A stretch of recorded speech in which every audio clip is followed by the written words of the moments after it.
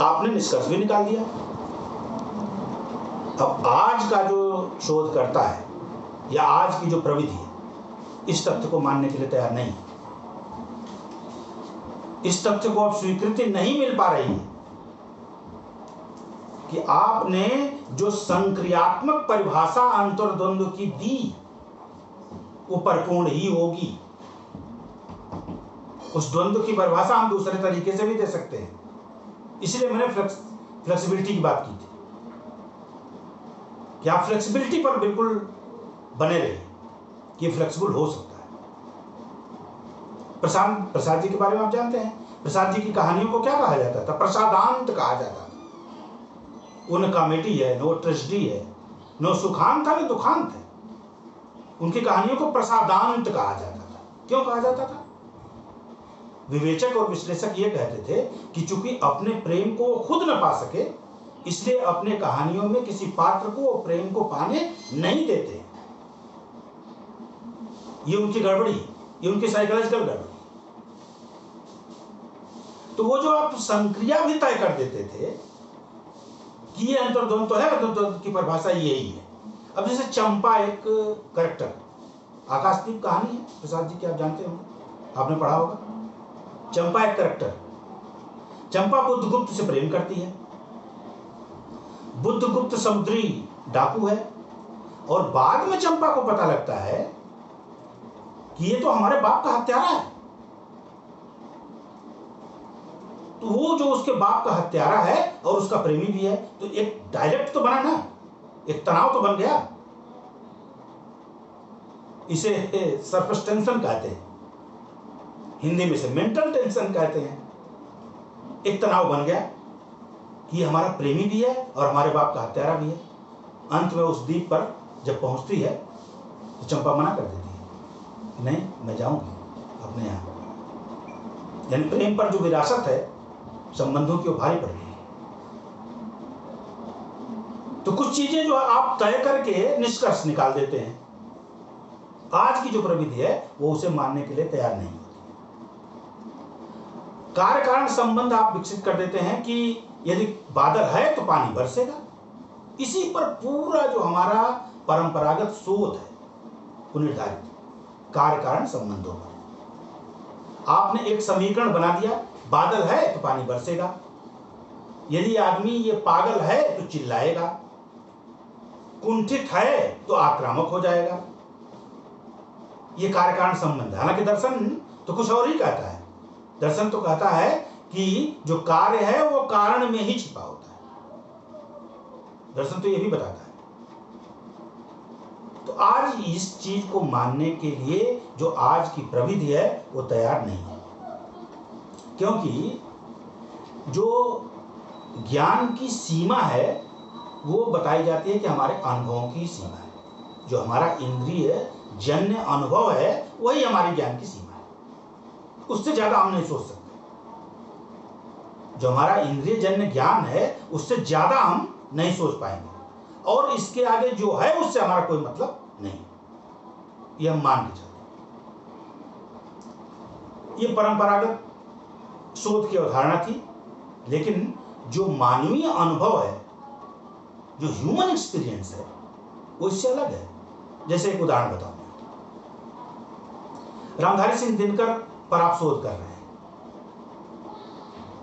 और दिनकर जी एक ही साथ बहुत अच्छे कवि हैं,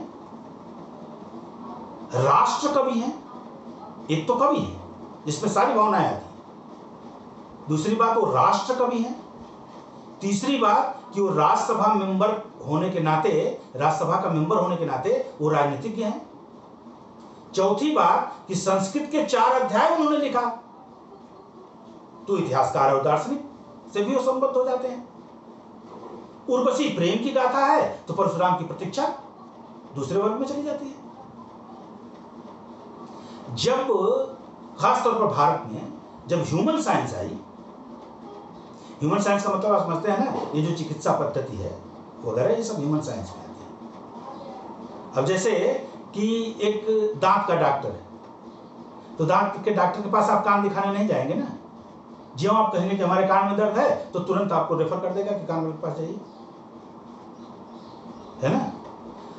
अब जो है ह्यूमन साइंस ने उसे खानों में बांट दिया, चीजों को खानों में बांट दिया, अलग अलग खानों में बांट दिया। अब जैसा मैं कह रहा था कि आप दिनकर जी पर शोध करने चले और आपने केवल संस्कृत के 4 अध्याय पढ़ा, तो क्या होगा?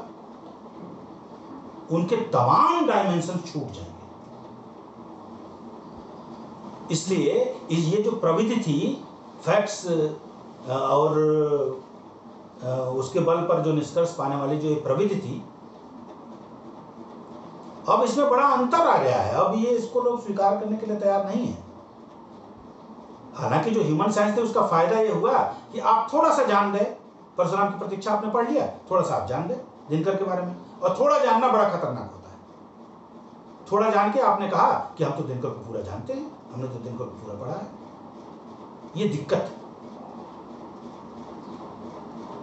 और जो हानि हो गई, फायदा तो ये हो गया आपको कि आपके मन में एक विश्वास जम गया कि मैं दिनकर को जानता हूं। नुकसान क्या हो गया?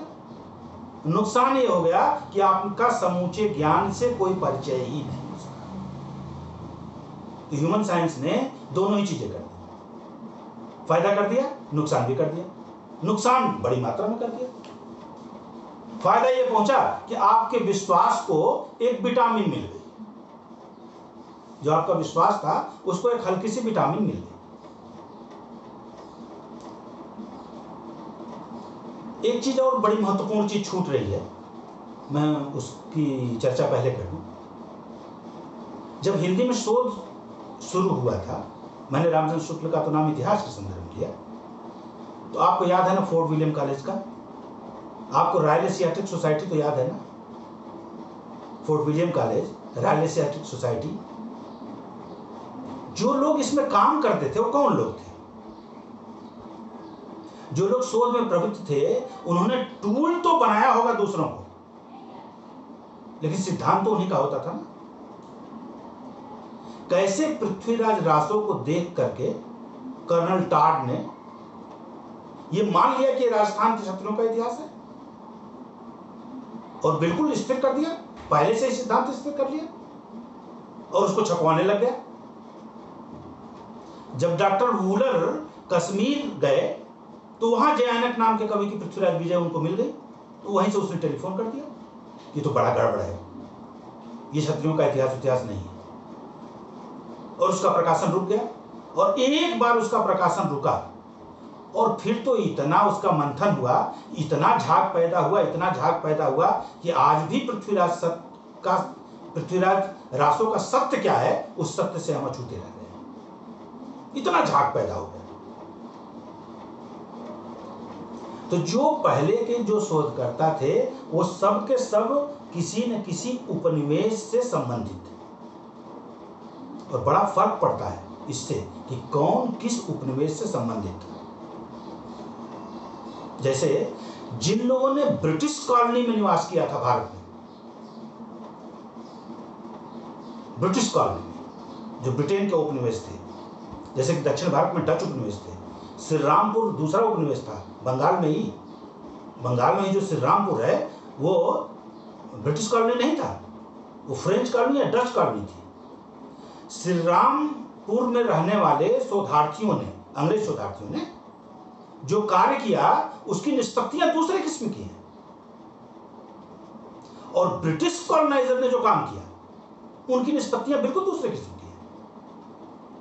उन्होंने जो काम किया वो निष्पत्तियां ये दे दी, जैसे वो लोग बड़े समूह में जाते थे। एक व्यक्ति एक बड़े समूह में गया और बड़े समूह से उन्होंने बातचीत किया, कभी प्रत्यक्ष अनुभव से, कभी अप्रत्यक्ष अनुभव से, कभी बता करके मैं आया हूं और कभी पार्ट बन करके समाज का कि वो न जाने कि मैं कौन हूं। दोनों विधियों का उपयोग करके उन्होंने अपने शोध को निष्पत्ति तक पहुंचाया। जब तो क्या निष्पत्ति आई, निष्कर्ष क्या निकला? जो भारतीय हैं वो मूढ़ है, मूर्ख है, निकम्मे हैं, उनमें साहस करने का न तो साहस है और न तो उनके पास साहस, न तो शासन की कोई प्रविधि उन्हें पता है। यही तो निष्कर्ष निकला था। बड़े समुदाय में जा करके, अब कोई चला गया होगा आदिवासियों के समुदाय में और किसी को सांपों को बजाते हुए देख लिया होगा, वो बीन बजाते हुए देख लिया होगा और लिख दिया गया कि भारत तो सपेरों का देश है। क्या भारत सपेरों का देश है? और क्या भारत ने उसे बाद में मना नहीं कर दिया, यार तू तो झूठ बोल रहा था? अब यदि उस राष्ट्र की कल्चर से, या आप जहां भी जिस प्रवेश का शोध कर रहे हैं उसके बारे में यदि आपको ठीक ठाक पता नहीं है तो आप गलत निष्पत्तियों तक चले जाएंगे।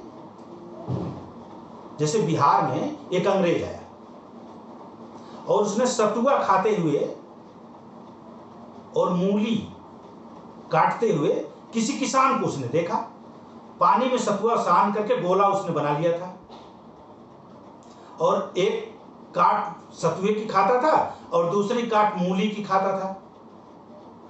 तो उसने लिखा कि मैंने एक परमाणु बम जैसी कोई चीज उसके हाथ में देखी और वो उसको कट करता जा रहा था और किसी ट्यूबलाइट जैसी चीज से उसको भीतर इंसर्ट कर रहा था और ट्यूबलाइट छोटी होती चली जा रही थी। ये भी तो भारत का विवरण हो सकता है,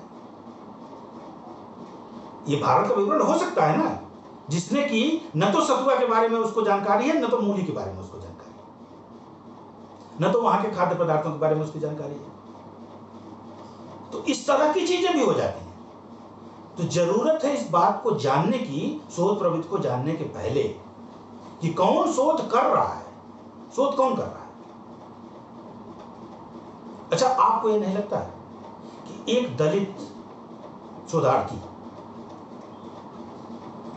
ओम प्रकाश वाल्मीकि पर या ढसाल पर, नामदेव ढसाल पर या मलखान सिंह पर कार्य करेगा तो क्या उसकी निष्पत्तियां उसी तरह की आएंगी जैसा कि एक राजपूत का बेटा करेगा, एक ब्राह्मण का बेटा करेगा? बहुत गंभीर प्रश्न है, इस पर विचार कीजिए। क्या पहले से ही आपके मन में कुछ भरा हुआ नहीं है? क्या आप पहले से ही गंभीर विरासत के साक्षी नहीं रहे हैं? ये जरूर है कि आज आप उस शोषण के किसी क्रियाविधि में सम्मिलित नहीं है, लेकिन यदि मैं आपके बाप को गाली दूंगा, आपको कहूंगा कि आप अच्छे आदमी, आप तो बड़े अच्छे आदमी, आपका बाप बहुत हरामजादा था, कैसा लगेगा आपको? और फिर निष्पत्तियां आप किस तरह की दे देंगे? तो बड़ा ये महत्वपूर्ण है कि कर कौन रहा है। इसलिए मैंने शुरू में कहा था कि सारे पूर्वाग्रहों को ताक पर रख करके ही वस्तुनिष्ठता में शामिल हुआ जा सकता है, अन्यथा व्यक्तिनिष्ठ हो जाएंगे आप। अब देखिए, श्रीरामपुर के जिन लोगों ने शोध किया, या फोर्ट विलियम कॉलेज के जिन लोगों ने शोध किया, या राजनीतिक शास्त्री सोसाइटी की जिन लोगों ने शोध किया, उन्होंने शोध को क्या बनाया? वस्तुनिष्ठ नहीं, ऑब्जेक्टिव नहीं, सब्जेक्टिव कर दिया, व्यक्तिनिष्ठ बना दिया। क्योंकि कर्नल टाड वो तो समझता था ना कि क्षत्रियों का इतिहास है, दूसरा नहीं समझता, लेकिन वो तो समझ रहा था कि क्षत्रियों का इतिहास है, उसने सब्जेक्टिव कर दिया, ऑब्जेक्टिव नहीं किया। तो ये बड़ी बात है कि आप पूरी तरह से ऑब्जेक्टिव होने के लिए आपको सारे पूर्वाग्रहों को ताक पर रखना होगा। एक चीज और बड़ा गौर करने वाली बात है, उसको गौर कीजिए भी। आपको क्या आज नहीं लग रहा है कि जो सारे हमारे मानवीय अनुभव हैं, जिनको अनिवार्यता भाषा में अभिव्यक्त होना था, अब वो अंकों में व्यक्त होने लगे हैं? यानी भाषा का सीधा संबंध मनुष्य की संवेदना से और अंक का सीधा संबंध बाजार से। आप साफ है ना इस मामले में कि भाषा का जो संबंध होता है वो मनुष्य की संवेदना से होता है, और अंक का जो संबंध है वो बाजार से, मार्केट से। आज मार्केट कितनी तेजी के साथ संवेदना पर हमला कर रही है, और ये हमला आप महसूस नहीं कर पा रहे हैं, आप पर भी हो रहा है। जरा सा आपने मैसेजिंग का बॉक्स आप खोल के देखिए तो किस तरह का मैसेज आप करते हैं। आई वॉन्ट टू मीट, तो टीओ लिखना चाहिए, आप लिखते क्या है, उसकी जगह पर अंक लिखते हैं, 2 लिख देते हैं। लिखते हैं ना इस बात को, मैं आपके साथ जाऊंगा, तो साथ, अब साथ कौन लिखे, 100 पर आके मात्रा था कौन लिखे, 7 बना दीजिए, पढ़ लेगा साथ, और पढ़ने वाले पढ़ ले रहे हैं। तो ये जो भाषा विकसित हो रही है, शब्दों का स्थान अंक लेते चले जा रहे हैं, संवेदना पर बाजार हावी होती चली जा रही है। ये कितना दुखद प्रश्न है। ऐसे में तो भाषाएं ही मर जाएंगी, और बस भाषा जब मर जाएगी तो व्यक्ति की संवेदना ही रहकर क्या करेगी, कहां अभिव्यक्त होगी बेचारी, वो कैसे अभिव्यक्त होगी। तो ये बड़े संकट का समय है। तो हम शोधार्थियों को अपनी भाषा पर भी बड़ा संयम रखना है, क्योंकि भाषा कोई 1-2 दिन में तैयार नहीं होती है। भाषा रोटी नहीं है कि आप बोलेंगे तुरंत उसे। भाषा 1000 वर्षों में अर्जित की जाती है।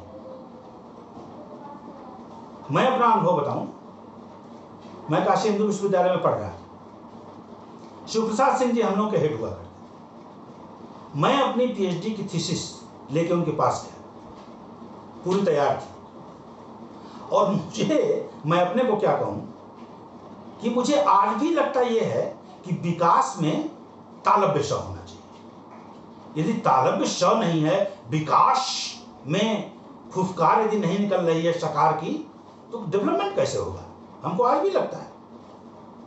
लेकिन सही तो विकास है, विकास नहीं है।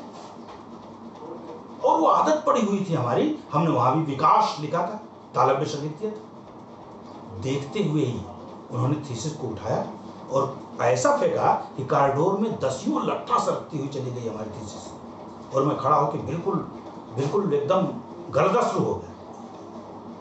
हमने पूछा गलती तो बताइए, तो उन्होंने कहा कि इस स्तर पर आकर मैं तुम्हारा उच्चारण ठीक करूंगा, इस स्तर पर आकर मैं तुम्हारे वर्तन ही शुद्ध करूंगा।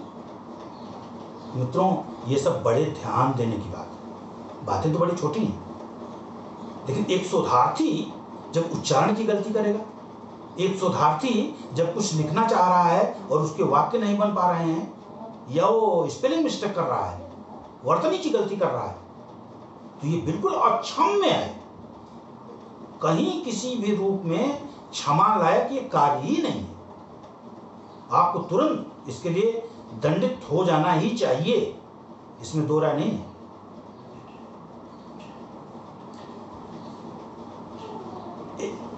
अब एक चीज और है कि अध्ययन 2 दृष्टिकोण से होते हैं।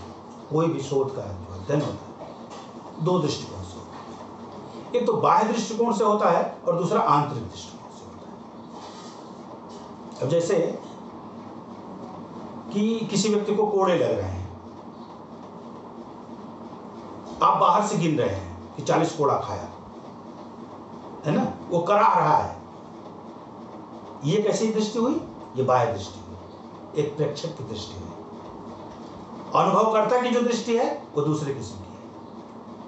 अनुभवकर्ता वो कोड़े की संख्या भले ही भूल जाए, कोड़े की पीड़ा पर उसका ध्यान है, और प्रेक्षककर्ता को कोड़े की संख्या पर ध्यान है, उसकी पीड़ा से उसका कोई मतलब नहीं है। तो ये 2 चीजें हैं। लेकिन प्रामाणिकता कहां से आती है? प्रामाणिकता वो अंतःसाक्ष्य से आती है। इसलिए दलित विमर्श के लोगों ने, आपको याद होगा जब दलित विमर्श आया था, तो दलित विमर्श के लोगों ने कहा कि दलितों पर लिखने के लिए वही व्यक्ति सुटेबल है जो दलित हो, इसलिए कि प्रेमचंद को हटाओ यहां से। प्रेमचंद कायस्थ थे, प्रेमचंद लिखने लायक नहीं है दलितों पर, इन्हें हटाओ। जबकि असलियत यह है कि प्रेमचंद जब तक रहेंगे तब तक दलित साहित्य को वो जो राजमार्ग पाना है वो मुश्किल हो जाएगी, इसलिए प्रेमचंद को हटाया जा रहा है। लेकिन तब तो ये बात कह दी गई। और ओम प्रकाश वाल्मीकि से जब पूछा, मैंने ही पूछा इस बात को, ओम प्रकाश वाल्मीकि से देहरादून में थे, वो फाइनेंस फैक्ट्री में टेलीफोन से हमसे अमूमन बातचीत हुआ करती थी, इसलिए हुआ करती थी कि हमारे अंडर में एक लड़का था, वो उन्हीं पर शोध कर रहा था, ओम प्रकाश वाल्मीकि पर। तो उन्होंने कहा कि अच्छा ये आप बताइए कि मरे हुए भैंस के पड़वे का मुंह बाएं करके बांधा जाता है कि दाएं करके बांधा जाता है? तो हमने कहा कि भाई ये तो हमें नहीं पता है कि दाएं बांधा जाता है कि बाएं बांधा जाता है, हालांकि बंधा हुआ हमने देखा है। तो उन्होंने कहा कि दाएं बांधेंगे तो मुंह से उसके गांठ बराबर निकलता रहेगा और चूता हुआ रास्ता भर जाएगा। बायां करके बांधेंगे, बाएं करके जब बांधेंगे तब उसका गांठ रुकेगा जो मृत पशु है। इसलिए आप क्या जानेंगे? जो अनुभव है वो हमारा है, प्रामाणिक। तो लखनऊ में नामोर जी आए तो उन्होंने कहा कि अच्छा ये बताइए कि घोड़े पर लिखने के लिए घोड़ा होना जरूरी है क्या? उन्होंने कहा कि दलित लिटरेचर लिखने के लिए दलित होना जरूरी है। तो नामोर जी ने कहा कि अब घोड़े पर लिखने के लिए घोड़ा होना जरूरी हो जाएगा क्या? ये उन्होंने कहा और कहा, निराला की एक पंक्ति का हवाला दिया कि आराधन का दृढ़ आराधन से दो उत्तर। यदि तुमको लगता है कि प्रेमचंद का साहित्य खराब है तो प्रेमचंद के साहित्य से अच्छा साहित्य लिखकर दिखाओ। लेकिन हुआ क्या है? स्टैग्नेंट हो गया है मामला, सारा मामला स्टैग्नेंट होकर रह गया है। जो जीवनियां थी उसमें नए बोध तो आए कि कैसे आदमी ने गोबर से निकाल करके गढ़हीम के पानी में धो करके गेहूं और जौ खाया, पशुओं के मल से निकाल के, गोबर से निकाल के। ये बिल्कुल नई अनुभूति थी, जानते थे लोग, लिखते नहीं थे। कैसे नीम की कौड़ी का तेल निकाल करके और माथे पर लगा करके और जाना और पूरे मोहल्ले को गमका देना, ये सब चीजें थी, लिखा नहीं जाता था। तो लोगों ने कहा कि बिल्कुल नए किस्म की अनुभूति, नए किस्म की अभिव्यंजना आई है और इसका स्वागत किया जाना चाहिए। लेकिन वो सारा मामला उसी जीवनियों तक जाके रुक गया। जो मुख्य धारा की कविता है और मुख्य धारा की जो सामान्य संवेदना है, जो बृहत्तर संवेदना है, उस बृहत्तर संवेदना के समकक्ष मैं नहीं देख पा रहा हूं। हो सकता है कि कोई दलित विद्यार्थी या कोई दलित शोधार्थी हमारा विरोध कर जाए कि नहीं, आपके भीतर जो देखने की दृष्टि वो गलत है। लेकिन मैं तटस्थ होकर, वस्तुनिष्ठ होकर इस बात को कह रहा हूं। हमारे दिल में कोई पूर्वग्रह नहीं। यदि दलित साहित्य में से कोई निराला निकल के चला है, दलित साहित्य में से कोई जयशंकर प्रसाद निकल के चला है, तो मेरे जैसा आदमी के रोके वो नहीं रुकेगा। ये गलत अवधारणा है। मैं रोकना भी चाहूंगा तो नहीं रुकेगा। तो इसलिए मित्रों, ये बात ध्यान में रखनी चाहिए कि मनुष्य अब केवल वो ऐसा प्राणी नहीं है जिसको कि आप चलते फिरते देखते हैं। वो एक भावनात्मक प्राणी है। वस्तुनिष्ठता का ये मतलब नहीं है कि आप मनुष्य को काठ के बराबर समझ लें, आप मनुष्य को आग के बराबर समझ लें, मनुष्य को आप पानी के बराबर समझ लें। मनुष्य ठीक है, मैं वो कर देता हूँ। तो जैसे कि काठ है, उसमें आग लगाओगे ना तो काठ जल जाएगा, कोई प्रतिक्रिया नहीं करेगा। काठ मनुष्य को जलाओगे प्रतिक्रिया कर देगा। इसलिए मनुष्य एक भावनात्मक प्राणी भी है, वो एक कंक्रीट प्राणी ही नहीं है। हर शोधार्थी को इस विषय को, किसी भी पात्र को जब आप विश्लेषण करें तो विश्लेषण इस रूप में भी करें आप कि वो भावनात्मक प्राणी भी है।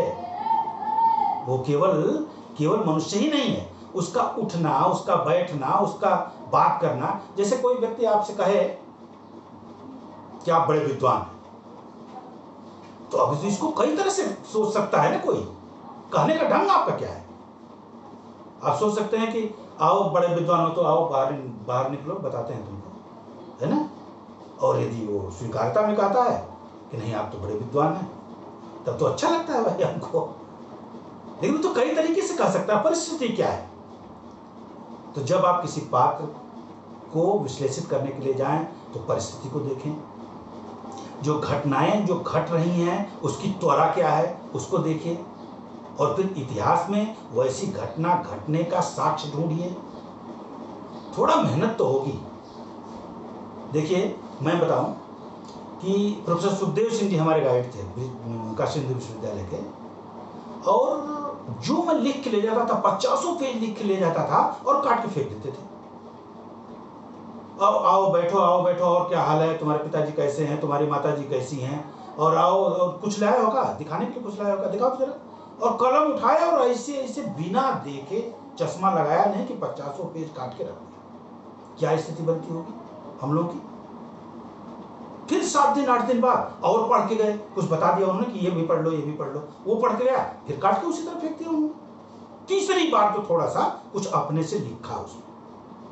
जब थीसिस तैयार हुई तो मित्रों सुखदेव जी ने मुझसे कहा कि देखो तुम्हें तकलीफ तो होती होगी जब मैं काट देता हूँ, सचमुच मैं नहीं पढ़ता था और ये गलत बात है कि तुम अच्छा नहीं लिखते थे, अच्छा लिखते थे, उतने पर भी तुमको पीएचडी मिल गई होती।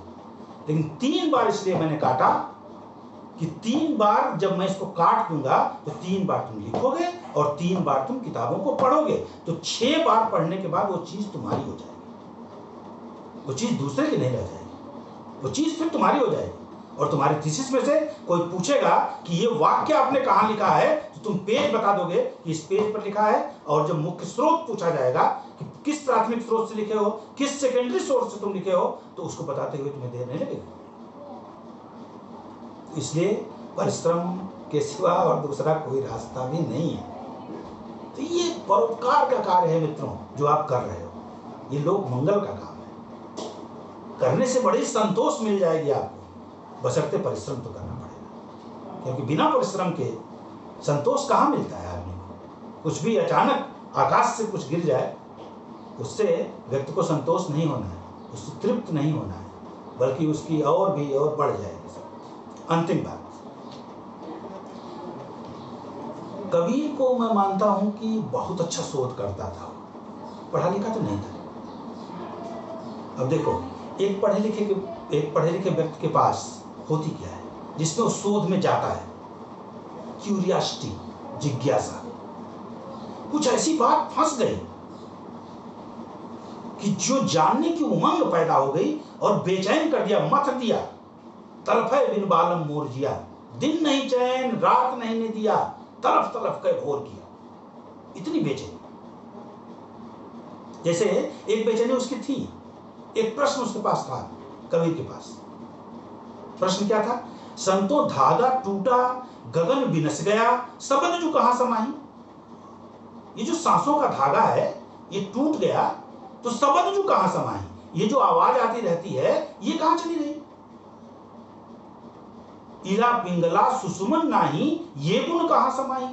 न इला में, न पिंगला में, न सुषुम्ना में ये गुण कहां समा गए। यह चिंता मोहि निस्दिन व्यापल, को न कहे समझाई।